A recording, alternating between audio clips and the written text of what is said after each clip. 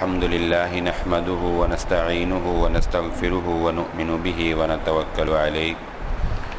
ونعوذ بالله من شرور أنفسنا ومن سيئات أعمالنا من يهده الله فلا مضل له ومن يضلل فلا هادي له وأشهد أن لا إله إلا الله وحده لا شريك له وأشهد أن محمدا عبده ورسوله اللهم صل على محمد وعلى آل محمد كما صليت على إبراهيم وعلى آل إبراهيم إنك حميد مجيد اللهم بارك على محمد وعلى آل محمد كما باركت على إبراهيم وعلى آل إبراهيم إنك حميد مجيد رب اشرح لي صدري ويسر لي أمري واحلل عقدة من لساني يفقهوا قولي سبحانك لا علم لنا إلا ما علمتنا إنك أنت العليم الحكيم أما بعد فإن خير الحديث كتاب الله وخير الهدي هدي محمد صلى الله عليه وسلم وشر الأمور محدثاتها وكل محدثة بدعة وكل بدعة ضلالة وكل ضلالة في النار فأعوذ بالله من الشيطان الرجيم بسم الله الرحمن الرحيم قال الله تعالى في القرآن المجيد وقال نوح رب لا تذر على الأرض من الكافرين ديارا قابل صد احترام محترم سامعین اکرام، ہر قسم کی تعریفات اس خالق مالک ارض و سماوات کے لیے اور لاکھوں کروڑوں درود و سلام آپ محمد مصطفیٰ صلی اللہ علیہ وآلہ وسلم کی ذات اقدس پر۔ گفتگو کا آغاز کرنے سے قبل میں ایک دعا کرنا چاہوں گا، اور وہ دعا کرنے سے قبل بھی میں آپ کو وہ حدیث مبارکہ سنانا چاہوں گا کہ جس کو سمجھ کر پڑھ کر ہم وہ دعا کریں گے کہ جب محمد الرسول اللہ صلی اللہ علیہ وآلہ وسلم ایک دفعہ منبر پر تشریف فرما ہوئے، خطبہ ارشاد فرما رہے تھے کہ ایک بدو آیا اور اس نے آ کر کہا کہ اللہ کے نبی صلی اللہ علیہ وآلہ وسلم مویشی ہلاک ہو گئے، فصلیں تباہ ہو گئیں، اللہ تبارک و تعالیٰ سے دعا کریں کہ اللہ تبارک و تعالیٰ بارش نازل فرمائے۔ نبی صلی اللہ علیہ وآلہ وسلم نے دوران خطبہ ہی، وہ بھی دیہاتی آدمی تھا، بدو تھا، دوران خطبہ ہی نبی صلی اللہ علیہ وآلہ وسلم نے اللہ سے دعا کی، بادل آئے اور بارش ہوئی، اور خوب بارش ہوئی، اتنی بارش ہوئی کہ اگلا جمعہ خطبہ کے لیے جب رسول اللہ صلی اللہ علیہ وآلہ وسلم دوبارہ منبر پر کھڑے ہوئے تو پھر وہی آدمی بدو آیا پریشان حال، اور پھر اس نے یہی کہا کہ اللہ کے نبی صلی اللہ علیہ وسلم مویشی ہلاک ہو گئے اور فصلیں تباہ ہو گئیں، آپ اللہ سے دعا کریں اب یہ بارش جو ہے اللہ تبارک تعالیٰ اس کو روک دے۔ تب نبی صلی اللہ علیہ وسلم نے دعا کی کہ اللہ ان بادلوں کو وہ فلاں مقام جہاں پر کہ ان کی ضرورت ہے وہاں پر پھیر دے، اور اللہ نے دعا کو قبول کیا۔ تو ہم بھی آپ صلی اللہ علیہ وآلہ وسلم کی اسی سنت کو زندہ کرنے کے لیے اللہ تعالیٰ سے دعا کرتے ہیں کہ یا اللہ یہ بادلوں کا رخ جو ہے یہ تبدیل فرما دے، اے اللہ ان بادلوں کی جہاں پر ضرورت ہے ان کو وہاں پر لے جا، اور اے اللہ ہمیں اب اس پانی کے طوفان سے محفوظ فرمانا۔ ملک میں اس وقت انقلاب اور تبدیلیوں کی باتیں بھی ایک طرف ہو رہی ہیں، اور دوسری طرف یہ پانی کا سیلاب جو ہے یہ اس قوم، اس وطن اور ہمارے لیے، میرے آپ کے لیے ایک پریشانی اور ایک تکلیف کا باعث ہے۔ میں زیادہ باتیں نہیں کرتا، نہ آپ کو پتہ ہے میں سیاست پہ زیادہ گفتگو کرتا ہوں، مگر ایک نقطے کی بات جو میں سمجھا ہوں اس کو سمجھانے کی طرف توجہ دلانا مقصود ہے کہ کون انسان ہے جو یہ نہیں چاہتا کہ اس کی زندگی بدل جائے، کون ہے جو یہ نہیں چاہتا کہ انقلاب آ جائے۔ انقلاب کا معنی بھی بیسک جو دونوں ہیں وہ ایک ہی ہے کہ تبدیل ہو جائے انسان کی زندگی کا رخ بدل جائے، اور جب انسان کی زندگی کا رخ بدل جائے، انسان کی اپنی زندگی کے اندر تبدیلی آ جائے، تو اس تبدیلی سے وہ پورے معاشرے کو تبدیل کر ڈالے، اس تبدیلی سے وہ پورے معاشرے کو تبدیل کر ڈالے۔ لَقَدْ كَانَ لَكُمْ فِي رَسُولِ اللَّهِ أُسْوَةٌ حَسَنَةٌ، لیکن ایک مسلمان کے لیے یہ ضروری ہے کہ جب بھی وہ کوئی نعرہ بلند کرنا چاہے، یا جب بھی وہ اپنی اصلاح کرنا چاہے، یا جب بھی اسے اپنے گریبان میں جھانکنا ہو، تو وہ محمد الرسول اللہ صلی اللہ علیہ وآلہ وسلم کی سیرت کی طرف دیکھے۔ نبی صلی اللہ علیہ وآلہ وسلم نے مختصراً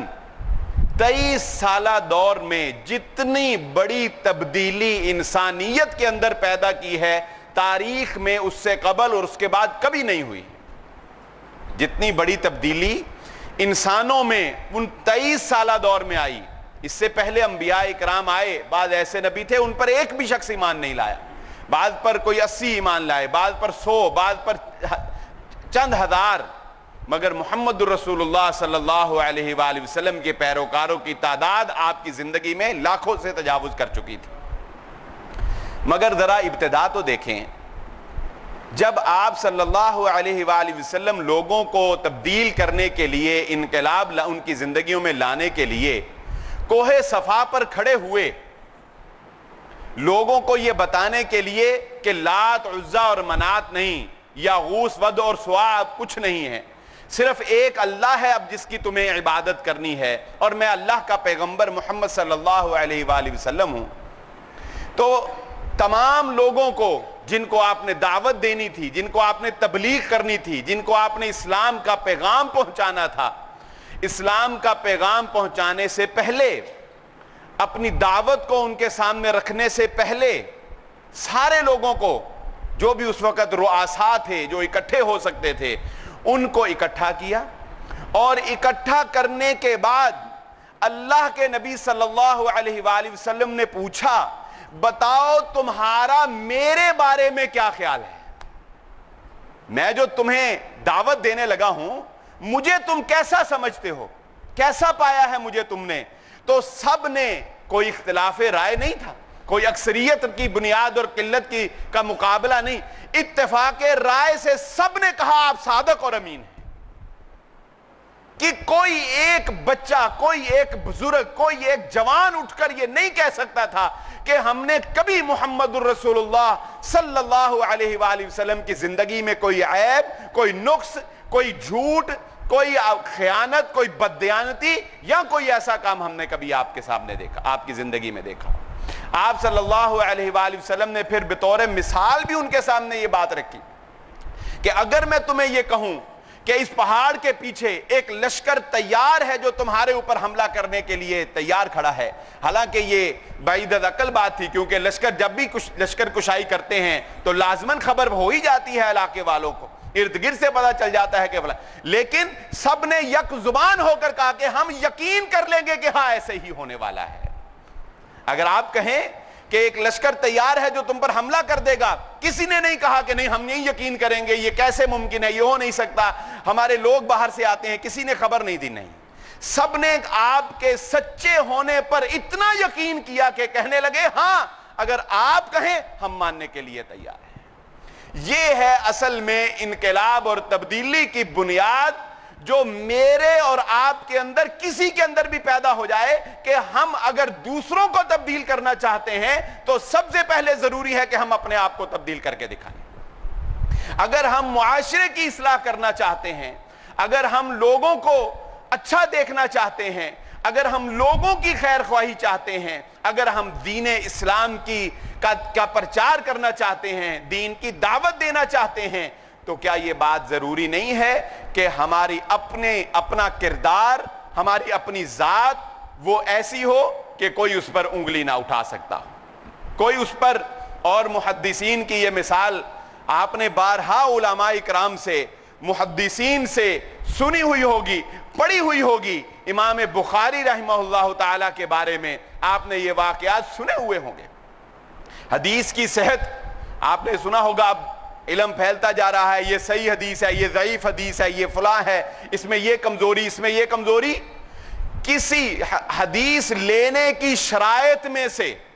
حدیث لینے کی یعنی نبی صلی اللہ علیہ وسلم کی بات جو ایک شخص سنتا ہے دوسرے کو سناتا ہے، وہ آگے پہنچاتا ہے، اللہ کہ وہ تحریری شکل میں جب تک نہیں آ گئی، اس کی شرائط میں سے ایک کڑی شرط یہ ہے کہ جو آدمی حدیث نبوی بیان کر رہا ہے ساری زندگی میں کبھی اس نے جھوٹ نہ بولا،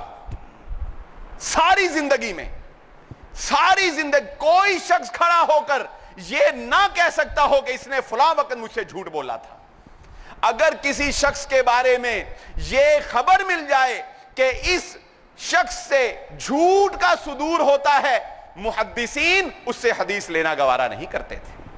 اس کی حدیث کو صحت کا درجہ نہیں ملتا تھا۔ کیوں کہ حالانکہ یہ ممکن تھا کہ کڑی کوئی اور شرط ساتھ جوڑ دی جاتی اور اس کو کمزور کر دیا جاتا، مگر ایسا نہیں ہوا۔ کیوں؟ کیونکہ جو شخص محمد الرسول اللہ صلی اللہ علیہ وسلم کی بات لوگوں تک پہنچانا چاہتا ہے وہ دین پہنچانا چاہتا ہے، اور جو دین پہنچانا چاہتا ہے اس کا اپنا کردار میلا نہیں ہونا چاہیے،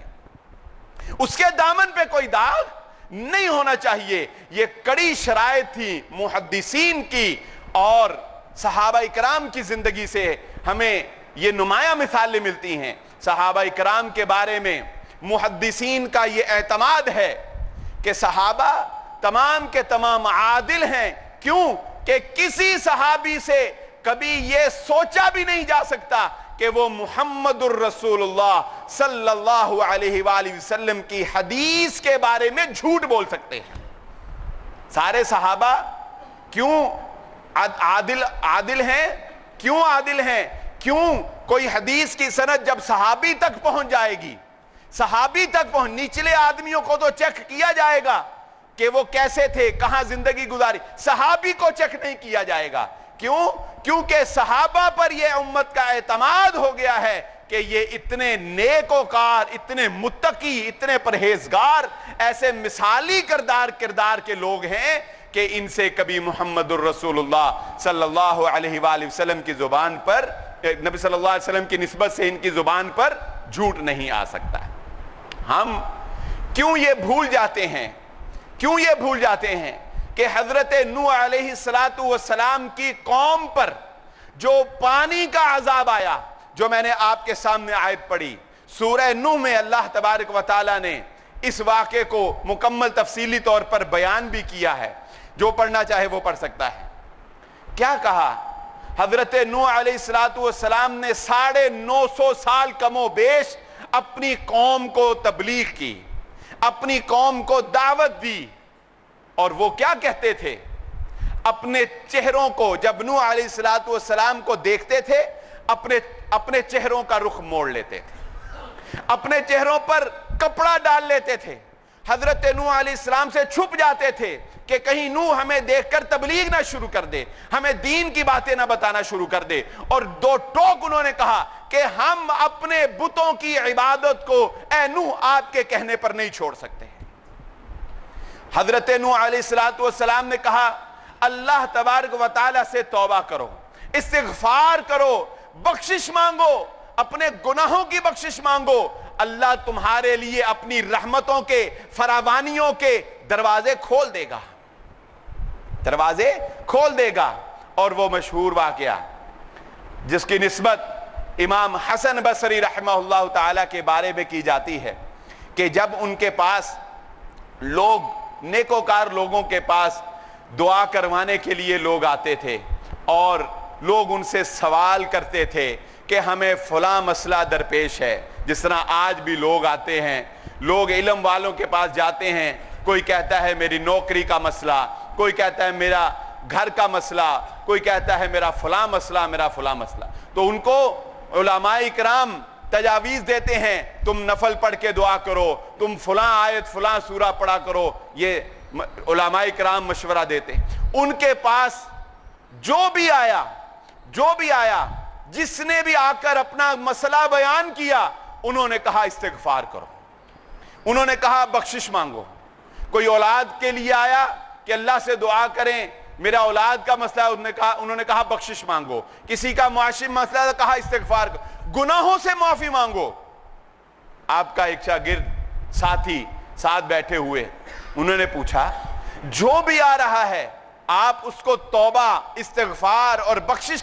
کی بات کر رہے ہیں؟ تو حضرت امام حسن بصری کہنے لگے کیا تم نے سورہ نوح کو نہیں پڑھا؟ حضرت نوح علیہ السلام نے اپنی قوم سے کہا ہے میری قوم اللہ سے بخشش مانگو، فَقُلْتُ اسْتَغْفِرُوا رَبَّكُمْ إِنَّهُ كَانَ غَفَّارًا، اپنے رب سے بخشش مانگو وہ تمہیں بخشنے والا ہے، اور جب وہ تمہیں بخش دے گا تو تمہارے لیے اپنی رحمتوں کے برکتوں کے دروازے کھول دے گا، اپنی رحمتوں اور برکتوں کے دروازے کھول دے گا۔ لیکن قوم نہیں مانی،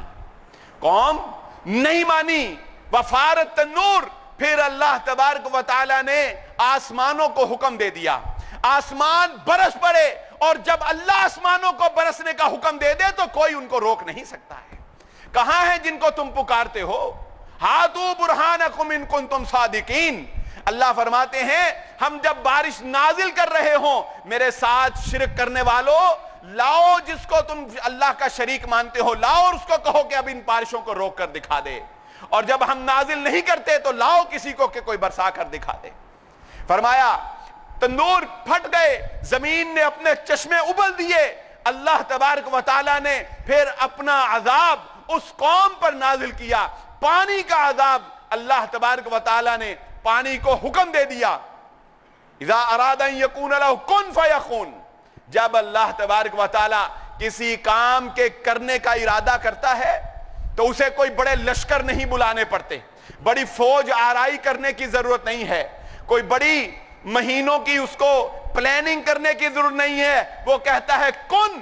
کن کا معنی ہو جا، اور وہ کام ہو جاتا ہے، وہ کام ہو جاتا ہے۔ پھر صرف وہی بچا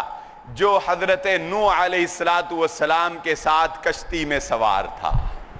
صرف وہی بچ سکا جو اپنے نبی پر ایمان لایا تھا، حتیٰ کہ سگا بیٹا جو یہ جوانی کے نشے میں سمجھ بیٹھا کہ پہاڑ کی چوٹی پر چڑھ جاؤں گا کہ وہاں پانی نہیں پہنچتا، جو یہ سمجھا کہ پہاڑ اونچے ہیں، مگر اس کو یہ شعور نہ رہا کہ اللہ کے عذاب کی لپیٹ سے انسان نہیں بچ سکتا ہے۔ اور اس قوم کی سزا یہ تھی کہ اس نے اپنے گناہوں کی اللہ سے معافی نہیں مانگی تھی، اس قوم کا گناہ یہ تھا کہ اس نے معافی نہیں مانگی تھی۔ اور بھری پڑی ایسی قومیں، قوم سمود پر اللہ تبارک و تعالی نے ہوا کو چلا دیا، ہواؤں کو چلا دیا، وہ اتنے طاقتور تھے، وَتَنْحِتُونَ مِنَ الْجِبَالِ بُيُوتًا، وہ پہاڑوں کو تراش کر ان میں اپنا گھر بنایا کرتے تھے، اتنی طاقتور قوم۔ زمین کو انہوں نے ایسے روندا تھا، ایسے روندا، ایسے استعمال کیا کہ کوئی اور نہ کر سکا، ایسے قد آور، ہوا کو چلایا، پھر وہ ہوا کا مقابلہ نہیں کر سکے تھے۔ قوم لوط پر اللہ تبارک و تعالی نے آسمان سے نکیلے پتھر برسائے، ان کو الٹا کر دیا، ان پتھروں کا وہ مقابلہ نہیں کر سکے تھے۔ ہاں مگر ایک مثال ایسی بھی ہے، ہاں مگر ایک مثال ایسی بھی ہے اللہ کی رحمت کی، اللہ کی بخشش کی، کہ جب حضرت یونس علیہ السلام کی قوم باہر نکل آئی، حضرت یونس علیہ السلام کی قوم باہر نکل آئی، بھانپ گئی کہ اب ہمارے اوپر اللہ کی پکڑ آنے والی ہے، اکٹھے ہو گئے اور اللہ سے توبہ کر لی، اللہ نے توبہ کو قبول کر لیا، قوم سے عذاب کو ٹال دیا،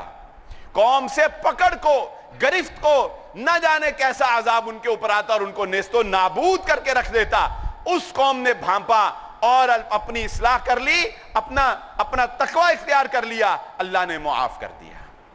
آج مسلمانوں اگر اللہ کے عذاب اور اس کی پکڑ سے بچنا چاہتے ہو، اسلام کی کشتی میں سوار ہو جاؤ، اسلام کی کشتی میں، تقوی اور پرہیزگاری کی کشتی میں سوار ہو جاؤ۔ لوگوں پر تنقید کرتے ہو، لوگوں کو برا کہتے ہو، لوگوں میں عیب تلاش کرتے ہو، فلاں ایسا ہے، فلاں ویسا ہے، فلاں یہ کر رہا ہے، فلاں یہ کر رہا ہے، خود اپنی اصلاح کیوں نہیں کرتے؟ چاہتے ہو کہ کوئی دوسرا آئے اور تمہاری اصلاح کر جائے، کوئی دوسرا تمہاری کردار کو سنوار جائے، کوئی دوسرا آئے جو تمہیں خوبصورت انسان بنا جائے؟ نہیں، کبھی ایسا نہیں ہوا، کبھی ایسا نہیں ہوا۔ کیا کیا نہیں کہا گیا؟ آج کیا ہم اس دور سے نہیں گزر رہے؟ آج کیا ہم اس دور سے نہیں گزر رہے؟ وہ بات ہمارے مسلمانوں کے اکثر زبانوں پر نہیں ہے جو بات کبھی ایک گمراہ قوم نے اپنے نبی حضرت لوط علیہ السلام سے کہی تھی۔ اپنے نبی حضرت لوط علیہ السلام سے کہی تھی۔ اس قوم نے فحاشی کی وہ مثال رقم کی کہ جو اس سے پہلے کبھی کسی نے قائم نہیں کی تھی، کہ انہوں نے عورتوں کو چھوڑ کر مردوں کے راستے کو اختیار کیا، اور جب ان کے نبی نے ان کو بے حیائی سے روکا، ان کے نبی نے ان کو بے حیائی سے روکا، تو وہ کیا کہنے لگے؟ انہم اناس یتطہرون۔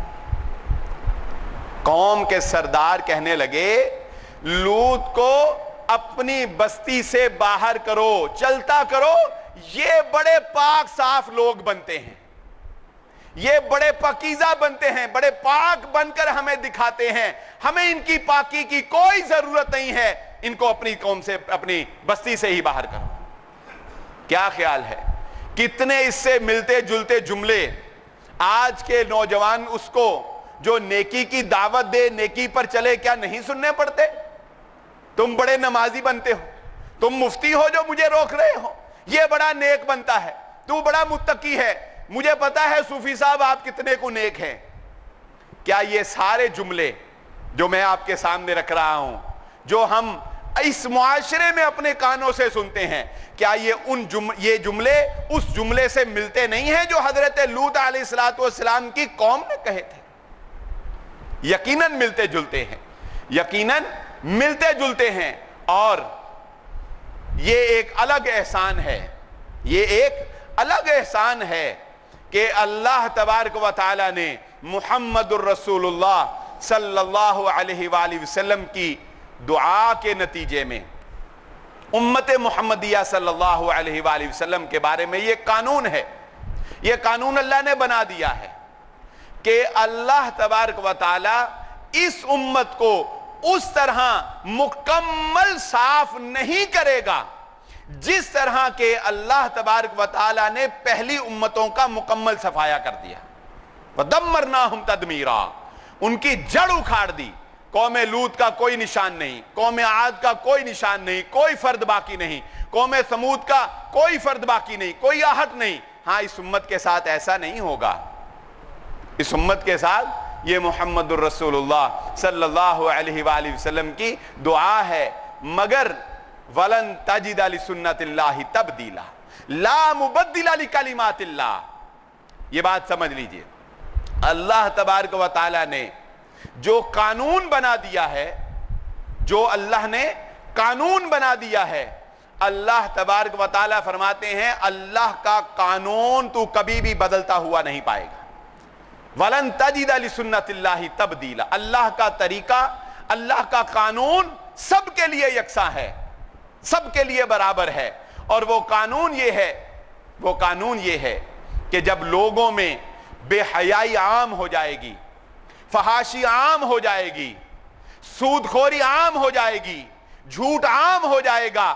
لوگوں میں حیا باقی نہیں رہے گی، جب لوگ بے نمازی ہو جائیں گے، اضاعوا الصلاۃ والے ناخلف بعد میں آئیں گے، تو پھر اللہ تبارک و تعالی ان کے اوپر مختلف طرح سے عذابوں کو نازل کرتا رہے گا۔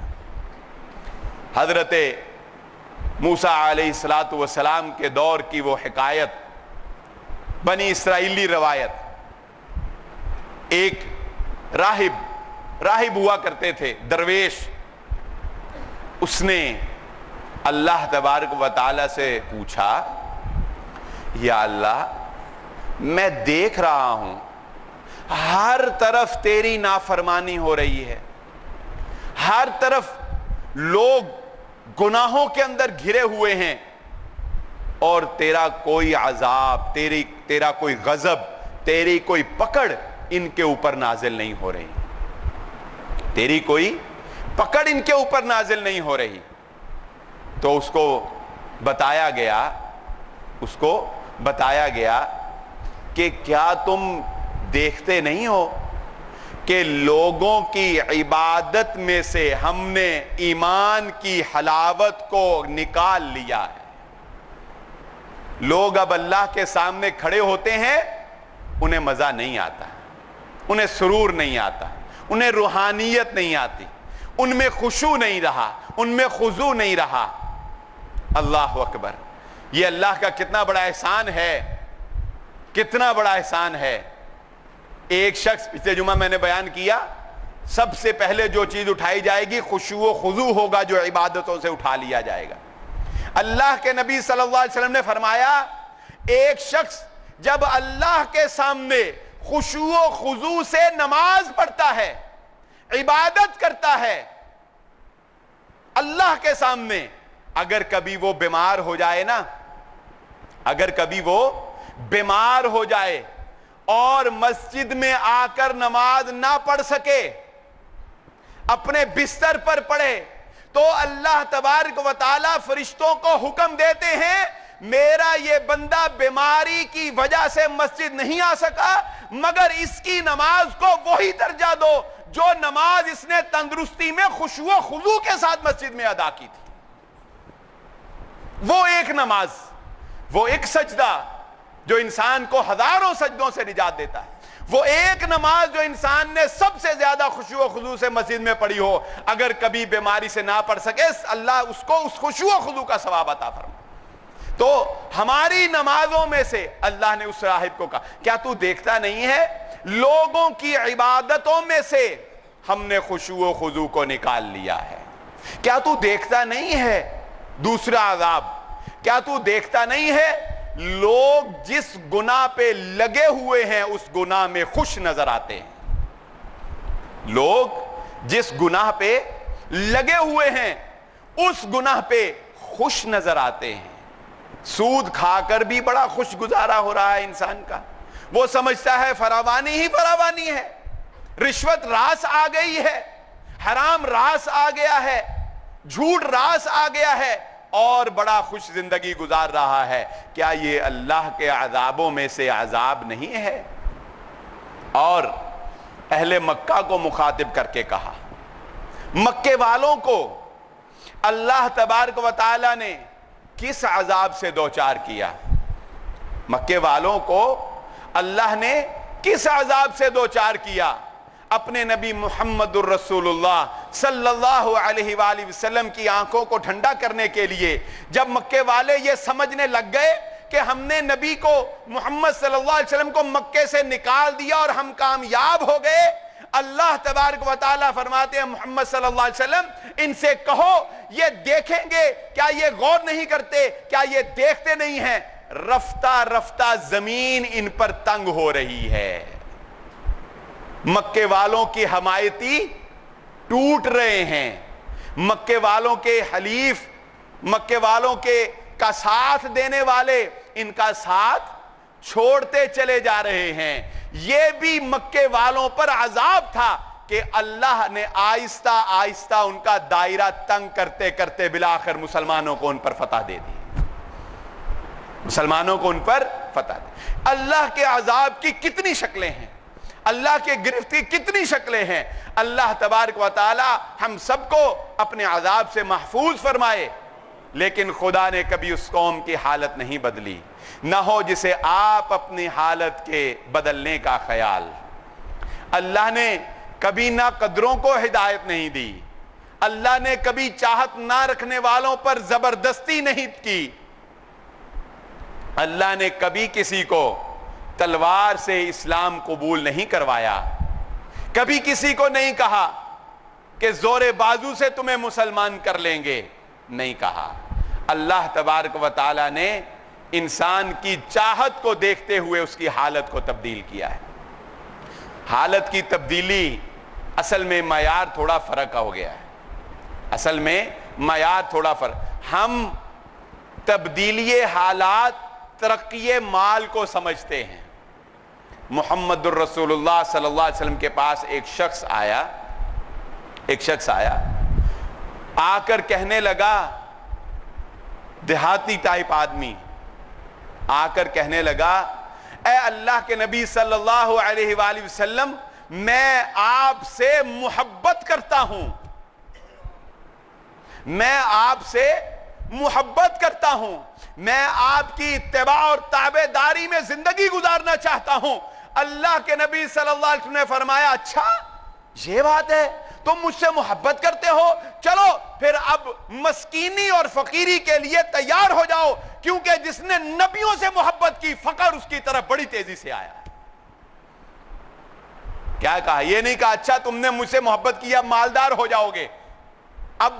بڑے پیسے آئیں گے تمہارے پاس، نہیں کہا جس نے نبیوں سے محبت کی ہے، جو نبیوں کے طریقے پر چلا ہے، جس نے نبیوں کا راستہ اختیار کیا ہے، پھر فقر، درویشی، مسکینی، عاجزی یہ اس کی طرف دوڑ کر آئی ہے کہ اللہ کے نبی صلی اللہ علیہ وآلہ وسلم نے بھی دعا کی تھی، اے اللہ مجھے مسکین زندہ رکھنا، مجھے موت آئے تو مسکینی کی حالت میں اٹھایا جاؤں تو مسکینوں کے ساتھ اٹھایا جاؤں، مساکین کے ساتھ میں اٹھایا جاؤں۔ آج بڑے دعوے دار اور ہم خود دعوے دار لوگوں کی اصلاح کے بنے پھرتے ہیں، مگر یاد رکھ لیجئے یہ بات، یہ بہت ضروری ہے کہ یہ شمع ہمارے اندر سے روشن ہو، یہ روشنی ہمارے اندر سے نکلے اور پھر معاشرے کو روشن کرتا چلی جائے۔ ایسا ممکن نہیں ہے کہ ہمارے اندر اندھیرا ہو اور ہم یہ چاہیں کہ ہمارے ظاہر سے روشنی نمودار ہو اور وہ سارے معاشرے کو روشن کر دے، جبکہ ہمارا باطن وہ اندھیرے میں، وہ جہالت کے اندھیرے میں، وہ تاریکیوں میں گھرا ہوا ہو، یہ ممکن نہیں ہے۔ بارہا میں اس موضوع پر مختلف انداز سے آپ کے سامنے گفتگو کرتا رہا، مگر اب تو حالات نے، اللہ تبارک و تعالی نے تھوڑے تھوڑے جھٹکے دے کر، اللہ تبارک و تعالی نے فرمایا ظہر الفساد فی البر والبحر، اللہ کبھی کسی پر ظلم نہیں کرتا، کبھی ظلم نہیں کرتا۔ کبھی یہ نہ کہو، کسی کی حالت زار کو دیکھ کر یہ نہ کہو کہ اس پر ظلم، اللہ نے ظلم کیا ہے۔ اللہ تبارک تعالیٰ فرماتے ہیں ظہر الفساد فی البر والبحر، خشکیوں میں اگر کبھی فساد برپا ہوا، سمندر کبھی طغیانی کا شکار ہوئے، کبھی دریاؤں نے پانی کو باہر پھینکنا شروع کر دیا، کبھی آسمان برسنے لگ گیا، تو بما کسبت اید الناس، لوگوں یہ تمہارے اپنے ہاتھوں کی کمائی ہوتی ہے، یہ تمہارے اعمال ہیں، یہ تمہارا کیا دھرا ہے، جس کا رزلٹ ہوتا ہے، جس کا ریئیکشن ہوتا ہے تمہارے اوپر، اور تم عذاب اور پریشانی اور مشقت سے دوچار ہوتے ہو۔ اللہ کسی پر ظلم نہیں کرتا، اللہ اپنے بندوں کے لیے ظالم نہیں ہے، اسی لیے ہمیں یہ سکھایا گیا ہے دعاؤں میں بھی ہمیں یہ سکھایا گیا ہے وَإِذَا مَرِضْتُ فَهُوَ يَشْفِينِ۔ حضرت ابراہیم علیہ السلام نے دعا کی، یا اللہ